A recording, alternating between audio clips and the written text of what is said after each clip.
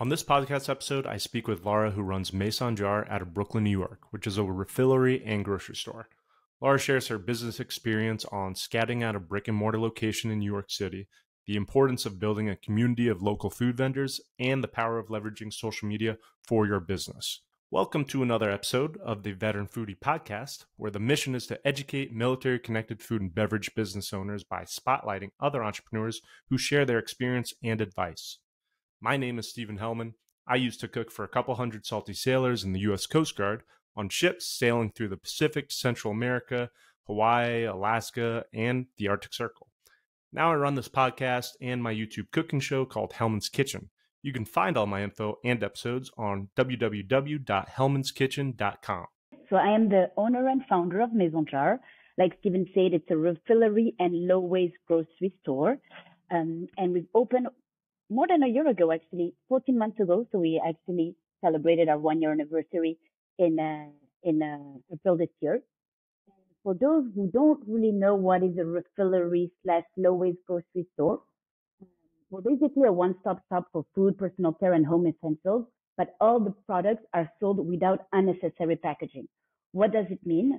It means that most of our products are sold in bulk, so in big silos and big jars, and the customers, they come in with their own containers, and they help themselves through those silos and the jars, and they only pay for the amount that is inside their container. So basically, what's the goal of a refillery low-waste grocery store? It's to fight single-use packaging. Yeah, and I love the mission behind it too. I think it's pretty cool. And I know as soon as I heard about the idea, the first thing that came to my mind, which is probably everybody else is thinking, what's the strangest container somebody's brought in? That we have many, not strange, I would say. Sometimes we have some people that just bring egg carton that's just for 2 eggs. We have a lot of Ziplocs. And just people bringing in, like, I don't know what, just when they buy some nuts from another grocery store, they just reuse that same nuts. And we have a lot of people also bringing in some not a lot, but we had someone bringing in a stroller. How do you call the strollers at the grocery store? Like a shopping cart? A shopping cart from a grocery store, which was quite funny. That's pretty good. That's funny. Interesting. So how did you come up with this idea, Lara? So it took some time before I decided to really go full speed and open the store. Prior to working on Maison Jar, I was already working in the food industry for a natural ingredient company. So I was already in the food industry for about 8 and 10 years. I was in sales, helping a lot of U.S. brands develop their products. And so I was already in the food industry and I kind of enjoyed it, but I knew after 8 years that I wanted to do something where I could feel a bit more my impact, especially either environmental impact or social impact. So while I was still working at that company called NatureX, I actually went back to school, online school, while I was still working, and did a certificate in sustainability in agriculture and food systems at the Tufts University. I did this for 1.5 years because I kind of knew that I wanted to work more into that field. That was something that personally, with my husband, we were trying to do as good as we can in our daily life for the environment, composting, already buying in bulk, buying clothing vintage and so on. So I knew that I wanted to stay in the food industry and wanted to do more there. I didn't know that I wanted to be an entrepreneur though. I was thinking that I would just find another job in a different company that was maybe more in line with the mission. But COVID happened. That was back in 2021, if I'm not mistaken. And I decided to leave my job, go travel with my husband and just, take some time for myself, take some time to think and not being also in my day-to-day at work. And when I went back to France, I saw all those package-free grocery stores. There's in a city where my parents are from, it's called Orléans. It's a pretty small city, like there's 100,000 inhabitants compared to New York City. It's like very, very small, but there's at least 5 package-free grocery stores over there. So I was kind of impressed to see how that trend was big in France because I went to other cities and saw a lot of those stores, and how there's actually none in the city. There's actually, before Maison Jar, there was only one packaged free grocery store. Uh, and the idea kind of started there. But before I had the guts to be okay, I'm gonna do it for myself. I've decided to have a work on a business plan and also work at a co-op because I had a job behind a computer and I didn't know if also doing more manual work, being just doing more manual work, being at the cashier, displaying products at the store. I didn't know if this was something that I was gonna enjoy. So I worked as well as a member at the Green Hill Food Co-op, and I really enjoyed it. What I enjoyed the most actually was being with the people, with the customers, building relationships, and also working with vendors because I was also a purchaser for that co-op. That's kind of how everything started. After I was like, okay, let's give it a try. That's great. So it sounds like you found a problem to solve and you solved it, being one of two other options, which is super neat. And Yes. I know before, so my wife's big on the sustainability stuff too. She's got me using all the sustainable bags and everything, bringing them to the grocery store. I'll be completely honest, before I met my wife, I was not very good with sustainability stuff. So I've been learning though, and I've been getting a lot better. So it's really fascinating to hear what you've done with a whole shop towards creating a sustainable grocery store. I love the concept; makes a lot of sense. And curious too, being out of New York City, I feel like everything's just a little bit harder in New York City, like a lot of things, right? Even just going to the grocery store, for instance. But how is it getting a lease in New York City for a brick and mortar store? Um, so I don't think it's that part. I don't think is the most difficult. It's definitely very expensive. Yeah. Rents are very high. Commercial rent as much as resident. I mean, just residential are pretty high. Though I believe that the fact that I started looking during COVID, and unfortunately with COVID, a lot of businesses closed. So that gave. It's true that for me, it gave me more choice though it was the hardest part of the project. It still took me 7 months to find the right location. The project itself took about a year and a half and 7 months really to find the right store. It needed to fit the budget, the size, and the location. And actually, I should even say the location first. There's nothing more when you have a brick and mortar. There's nothing more important than where you are located. It needs for a grocery store. It was important for me to still be in a pretty residential area, but on a commercial street so that there's a lot of passerbys. And I really wanted to also have some cross shopping, meaning other stores that, like, there's Greenpoint Fish and Lobster that's on the same block as Maison Jar. So people were already buying their fish over there. And hey, they discover Maison Jar that's just on the same block. So that's cross shopping. And that was also something pretty important to me. Um, uh, I was lucky to be picky. I think like I was almost desperate at the end, but I was very happy I remained picky because I think that if there's one thing that once I found the location, I knew that like it was gonna go great. Like I kind of knew with the store that I had that it will work because I'm so well located. Yeah, it's great, and I can definitely attest it's a great location. I mean, I when I met you there few months ago now, it was super easy to get to out of that subway stop over there. I can't remember what it was, but it was. The Nassau on the G train, yeah, That's right. Nassau That's right. Nassau Avenue. Yeah, that's right. I gotta. Yeah, that's great though. Perfect location. What were some of your tricks, I guess, to find a good location? Did you scout it out for a little while? Did you go sit at like a coffee shop nearby or anything like that? How'd that part go? And for me, I think that the most important is just to go and visit many locations. I work with a broker.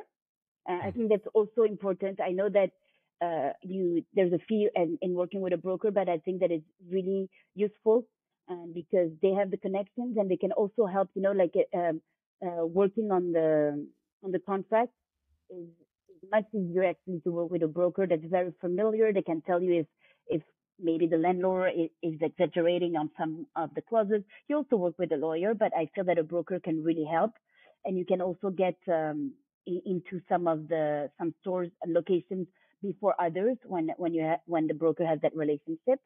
But how it worked for mine, the one where I am today, is actually a friend lives like very close by that store, and he saw that yoga studio was supposed to open during COVID, and it never opened, and there was no like for rent, nothing. There was like no signs on the door, and he was like, Lara, it's been like this for 2 years now. Maybe you should just reach out to the landlord and see. And that's what I did, and the space was available. That's awesome. That's great. Pays Mm, off to know some good friends who are looking out for you. exactly. That's cool. Very interesting. So I know too, when we were there, we were talking about your elaborate list of vendors that you work with. It seems like a lot for a good amount are locally. How'd that come to happen? How did you find these vendors, or did they come reach out to you? Could you explain that process? So that's so I've mentioned that finding a location takes time, and the second part that takes time is finding the vendors, the supplier, and nailing down to the products that you're going to decide to sell. So I started working on vendors and products almost at the beginning, like 2 months after doing a bit of market research and so on. I started also reaching out to vendors and partners to kind of see a bit how they work, make sure that they share the same values, understand a bit their minimum order quantity, and so on. And what I did is, internet is very helpful. You just put food wholesalers on Google, local food wholesalers, and you find a lot of uh, of a product. I mean, a lot of wholesalers. But what helped the most is actually to either look at not other businesses that do the same as me, like other refilleries, packet free grocery stores in the U.S., and see the products that they sell, and then reach out. They have like brands and so on, and you know that if that brand is selling in bulk, you can also then reach out to the brand and see who are their wholesalers, if they sell direct or through wholesalers. Um, there is another company called Farm to People in New York. They're really specifically to New York, and they do deliveries, but they really focus on local vendors and partners. And they having their vendors list was very very helpful after for me to reach out. And also when I go to the grocery store, I was looking a lot into products that were local, and then I was reaching out to the product and seeing with whom they work. Because yes, I sell more than 600, 700 different SKUs, but I don't work with the brands directly on most of them. Most of them I work with a wholesaler, which makes sense because the brands cannot work with every retail store. So I ask the brand a lot with whom they work as a wholesaler for the Brooklyn area. Got it. That makes a lot of sense. Yeah, I would imagine working with 600 retailers would be mind numbing. Yes. But no, that's great though. That's cool. And so through all this process, figuring out your business plan, getting the brick and mortar location, your vendors, starting it up, what were some hiccups along the way, or was there a couple big failures that you learned that you could uh, lend advice to other entrepreneurs starting up something similar? So it's true that, building the financial model of your business, I feel is scary, and there's a lot of interrogation points, like you put numbers and you're never really sure. And, and I think that one advice is to not hesitate to speak with other retail store owners to understand a bit better how much costs. I don't know, just trash removal or electricity bills, all those things that adds up to make your financial model sound, and then decide to move on or not. I feel that that was a scary part when I was building it and not being sure if my business was going to work or not.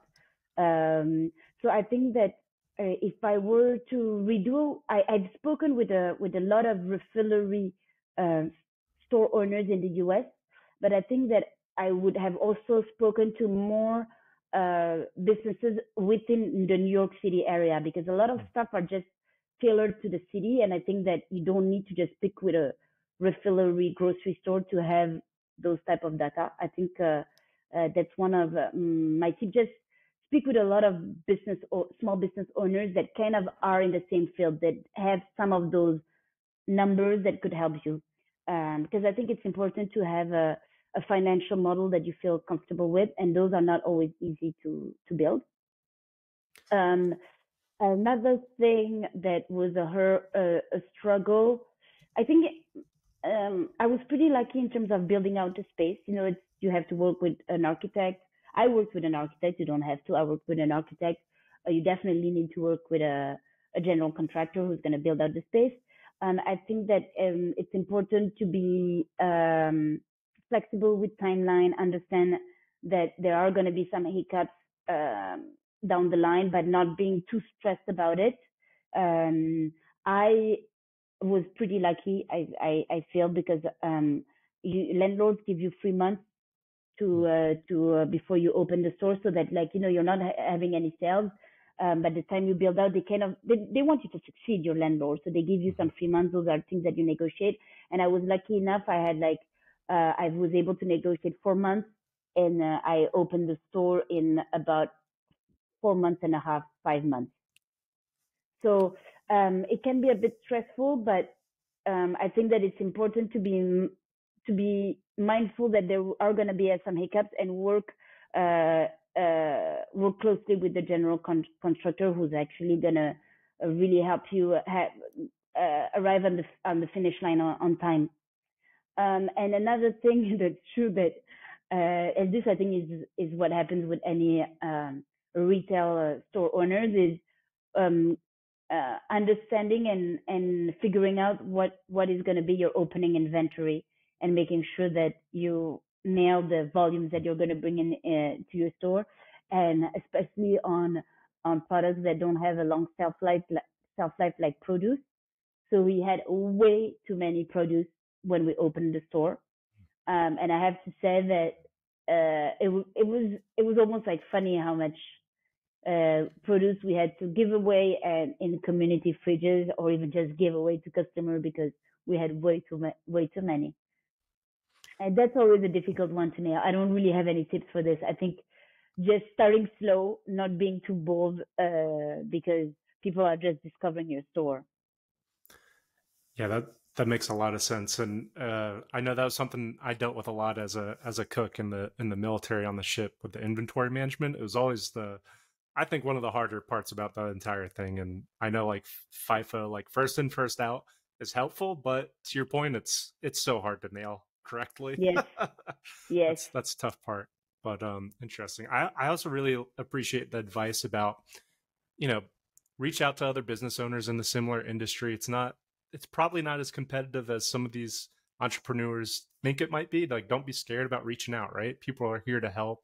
It builds a community. I'm sure you've reached out to a lot of business owners and cross collaborate on different projects or whatever it may be, right? I mean, people are more helpful than I would think when I first got into this business myself. So. Exactly. Yeah, that was a great point. So as a business owner now, what's your morning daily routine look like as a business owner? So right now I'm on maternity leave, so it's a lot about taking care of my son. But beforehand, and I have an amazing team. Really, I have a store manager that I've kind of trained, like she's a store manager now for more than 6 months, even before I gave birth, so that she can be up to speed, and she's doing an amazing work. But it's pretty nice to be a business owner, having a great team. And what I do actually before, I'm going to tell you what I was doing before being on maternity leave. Mm-hmm. So it's actually, the store opens at 11 a.m. And in the morning, I used to just take care of my emails, like making sure that the bills are paid. If we're going to have some events taking land and have like events that are going to happen at the store or things like this, that I email in the morning, like this, the email is out, like everything related to and ordering as well. Actually ordering, I start preparing my orders at home, but I don't push the send button yet, because sometimes I need to check inventory and make sure that everything I want to order is in line with our inventory, even though I have a POS system that tells me. Sometimes seeing it for yourself is very important. So I like to prepare my orders in the morning as well. I usually have a team member that starts at 10 a.m. and prepares the store for opening. Sometimes I help out, but oftentimes I really just focus on doing the email. Then I take my bike and I actually go and pick up the bread. Um, we're a couple of blocks away from where the bread we sell is made, so we pick it up first daily. So I pick up the bread and I arrive at the store maybe 5-10 minutes before the store opens at 11 a.m. And then we're at the store. We finalize a couple of things maybe that needs to be done before we open the store. Then I look into it, all the orders and we place them. And with everyone, with the other teammates, or sometimes we're two, or sometimes we're three of us, we start kind of building a schedule of how our day is going to be. What products needs to be refilled, what delivery is going to come, what are we going to do for social media. Like for the first hour, we kind of gather and talk about all this. And then throughout the day, we kind of do all the do everything that we had on our to-do list. Uh, and yes, and usually I come back. I don't stay the whole day. It depends. I also love to meet with the customers. So it all depends on how busy it is at the store, if I'm like speaking with people and so on. But I really like that part. I think if you ask me what's my favorite part is being with the customer, and knowing that when you are a grocery store, people come in a weekly basis, so you build relationship as well with those customers. So it's kind of just nice to hang out and ask how everyone's doing and so on. And then I come back home at 4, 5, 6 p.m. It depends, and I try and stay another hour cleaning up my emails. And yeah, Sounds like doing a some accounting, the accounting part, which is what I like the least. yeah. I don't know many people who like accounting, Yeah. but that sounds like a busy day. It sounds like a fun busy day though. That's Yes, pretty because cool. it's a mix of like computer, um, like manual work, Hmm. and just being around your customers, hanging out with the team. Like it's really a great mix of different things to do, and every day is different. Every day is different for everyone, even for a person that works at Maison Jar. Every day is really different. I'm not saying it's like super different, but all the tasks are different, and there's a great atmosphere within the team. Oh, that's great. It sounds like I mean, you just looking at your social media page too, you've done a great job of building a great presence on there. And you can see as soon as you start scrolling on there, it's just a little community that's been built out, which is great to see. Thank you. Which is pretty cool in itself. So I guess what for our listeners listening in, aspiring entrepreneur, somebody who's already running something, what's some advice you got for them? Just a point or two, you know? Um, I would say do it because it can be scary to take the leap. Um, but now, after a year and a half of having the store open, I've never been as proud as myself as I am. And when I reflect back on things that really, really work, is first is being ready. I think that having a business plan, doing a robust business plan, meaning having doing your market research, demographic research, your financial model. All this sometimes, when I was working on it, sometimes I was like, uh, I'm just doing it for myself. It's not like helping the store to be open.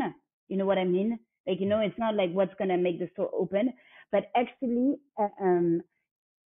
even still today, I can see that a lot of things that I've learned from just doing some market research on how things work in Europe, on how things work in California and refilleries, I can see that it just gives me a lot of knowledge of the industry, and it just makes me feel comfortable of what I'm doing today, and it's very very helpful. I think having a financial model that you feel comfortable with is very, very important as well. And you've mentioned, our mentor Lee from SCORE.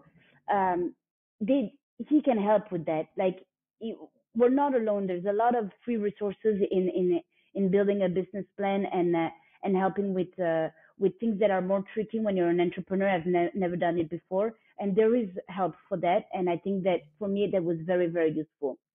Another thing about, especially when you're an entrepreneur that wants to open a retail store, uh, I believe that finding the right location, um, is is key. A brick and mortar, there's nothing more important than that it's the front of everything. And I have to say, I was almost desperate at the end, because I was not finding something that I really liked, and I was telling to myself that I'll be less picky. But I'm happy that I remained picky, because I think that that's the best part of, that was key. And once I got the space, I knew that things were gonna go the right direction. And I had another advice, but it slipped my mind. Oh yes, I think that social media is always something that scared me.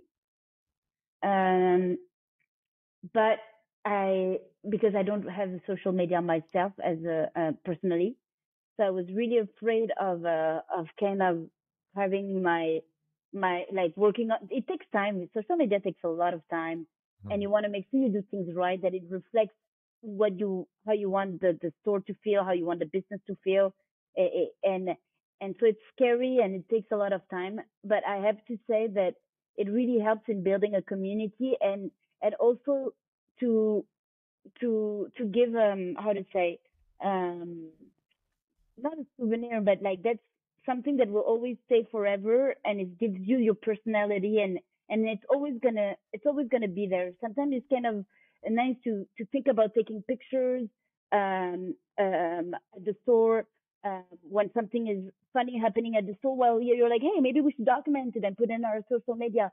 And it can be like, oh, you just want to put it in your social media, but actually, it's also a souvenir for us to do it, and it just makes the whole thing more humane. And I was thinking, I'm not a like when you go on our Maison Jar social media, we're not posting every day, we're not putting millions of stories, but we're doing enough for me to be like happy to look at it and seeing that we have our own personality. And I think people really enjoy, the community enjoys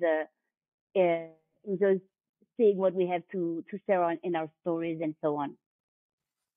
It's all great advice. Completely agree with everything. I mean, dive into all the free resources possible, and that value of social media, don't underestimate it, right? As you've seen.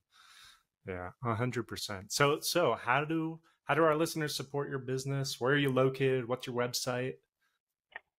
So we are in Greenpoint, Brooklyn, located at 566 Leonard Street by the GE train, so the Nassau Avenue Street. And our Instagram is maisonjar.nyc. And so I've never mentioned it. So Maison Jar. Maison is the French word for house, home, because I'm sure that all the listeners know that I'm French based on my accent. So maison means home, house in French, which I kind of like because we sell a lot of products for the home and the house. But there is also the play word with mason, mason jar. So the Instagram is maisonjar.nyc, and our website is maisonjar.nyc as well. If you type that on the search, you'll find us. And yes, we're open 7 days a week from 11 a.m. to 8 p.m. on weekdays and 10 a.m. to 8 p.m. on weekends. And by the way, for every listeners, I would love to extend a 10% discount for first time visits, using Stephen Hellman code. Perfect. That's awesome. You heard it. If you're in New York City, go head over there and go over. Tell them my name. Exactly. Perfect. That's awesome. Well, it's been a pleasure having you on, Lara. Appreciate your time today. Away from your son, who's hopefully having a good nap right now. Still sleeping. Check out Lara's store, Maison Jar, at masonjar.nyc. And if you're in Brooklyn, you can pick up some groceries at 566 Leonard Street, Brooklyn, New York, 11222. Just let them know at checkout you're part of the Hellman's Kitchen community and use my name, Stephen Hellman, as the discount code. If you'd like to check out some of my original recipes or watch other episodes of my podcast, you can find all my info on www.hellmanskitchen.com. And if you're a military-connected food or beverage entrepreneur, or you'd like to come on the show to offer advice to my listeners, please drop a comment on the YouTube video of this episode and shoot me an email at hellmanskitchen@gmail.com.